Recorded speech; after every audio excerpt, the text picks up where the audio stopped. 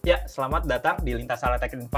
Kali ini balik lagi kita melanjutkan dari diskusi sebelumnya, di mana diskusi sebelumnya itu membahas tentang perbedaan antara in-house data center dan juga colocation. Nah, saat ini kita ingin membicarakan salah satu key komponen yang penting dalam data center, yaitu adalah power.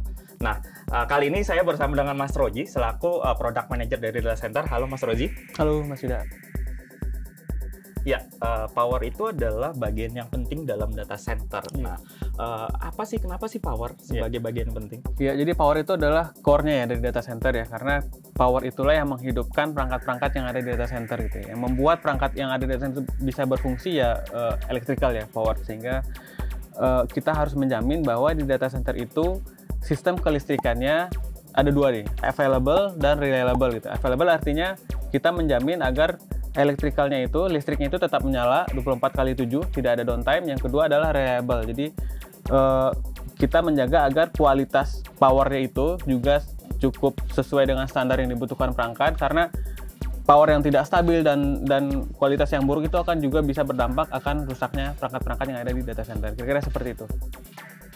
Pada saat kita mau bangun data center gitu kan, biasanya orang mengenal dengan tier 1, tier 2, tier 3, dan tier 4. Nah, apakah di dalam power itu sendiri ada konfigurasi yang berbeda antar tier itu? Ya, jadi di tier itu ya, kita bisa melihat seberapa redundansi gitu ya dari data center itu dari sisi elektrikalnya gitu. Kita bisa. Nah, yang paling banyak digunakan sekarang itu adalah Uptime Institute gitu ya. Dia ada tier 1, 2, 3, dan 4. Nah, untuk lebih jelas saya akan coba gambarkan ya. Oke, baik. Terima kasih Mas Roji.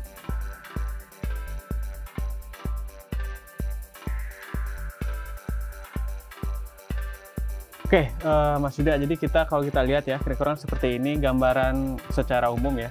Kalau tier 1 itu kita bicara tentang basic requirement. Jadi di sini tuh tidak ada redundansi gitu ya. Jadi satu utility dari PLN, satu dari genset, terus masuk ke UPS single, masuk ke panel distribusi single, dan ke rack single. Nah, di sini tidak ada sama sekali redundansi seperti itu. Kita lanjut ke tier kedua.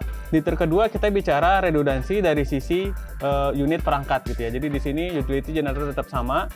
Nah, di UPS-nya ini ada N plus R, jadi N untuk kapasitas dan satu sebagai backup atau berapapun backupnya gitu ya. Nanti distribusi tetap satu, rack tetap satu. Jadi distribusinya tetap single, cuman udah ada redundansi dari sisi perangkat. Kalau kita bicara tier 3 dan tier 4, tier 3 dan tier 4 itu kita bicara udah ada redundansi dari sisi unit dan redundansi dari sisi distribusi. Jadi itu lihat di sini dari PLN, genset, ada distribusi di line A dan satu di line B, dan dua-duanya masuk ke rack gitu. Nah, ini yang ideal ya kalau kita bicara tentang data center yang untuk saat ini, sehingga untuk yang tier 3 dan tier 4 ini kita terhindar dari yang namanya SPOF atau single point of failure gitu. Jadi once kita mau maintenance apapun salah satu di sistem ini, itu kita bisa lakukan tanpa membuat perangkat yang dari rack itu harus downtime atau harus mati. Kira-kira seperti itu.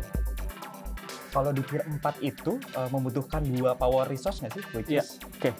Gimana gitu Mas Roji? Jadi ini mungkin perlu diluruskan sedikit ya, bahwa kalau kita bicara tier gitu, terutama mungkin dari uptime yang saat ini banyak dipakai, bahwa untuk utility gitu ya, atau kita kenal PLN itu tidak harus ada lebih dari satu gitu ya.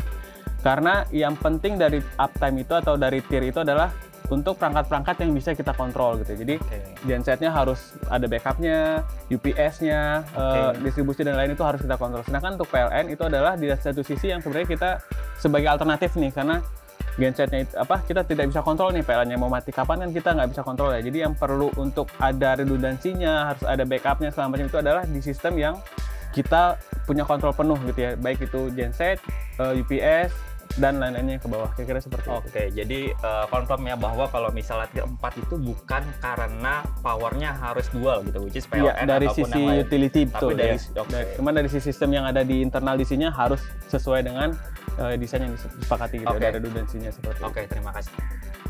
Sebenarnya apakah dengan kita menerapkan uptime tier 3, tier 4 gitu, berarti redundansinya udah ada, itu udah desain power yang bagus, atau sebenarnya apa sih mempengaruhi kalau power itu supaya bagus gitu? Ya, betul Mas. Jadi tadi ya, kalau kita bicara ini kan kita bicara desain gitu ya. Ini baru desainnya nih seperti ini.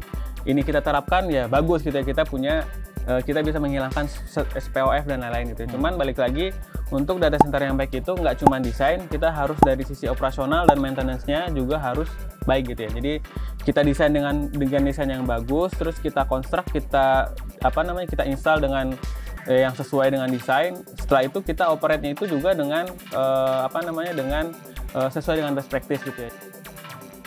Terima kasih Mas Roji atas penjelasannya. Semoga berguna untuk kita semua. That's 5 minutes. Sampai jumpa di episode berikutnya.